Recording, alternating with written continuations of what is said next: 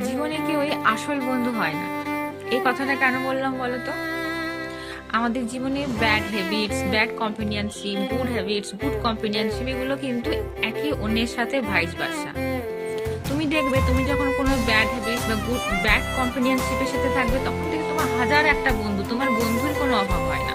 কিন্তু good habit বা good কম্পেনিয়নশিপে কিন্তু তোমার বন্ধু বান্ধবের সংখ্যাটা খুবই কম থাকে, মানে লিমিটেড। কারণ তুমি ভুল পথে চালনা হচ্ছ সেটা দেখে লোকে যেমন আনন্দ পাবে, তুমি ভালো পথে যাচ্ছ সেটা দেখেও লোকে কিন্তু হিংসে করবে। তাই জীবনে তুমি কোন পথে গেলে ইমপ্রুভ করতে পারবে সেটা কিন্তু তোমাকেই ডিসাইড করতে হবে।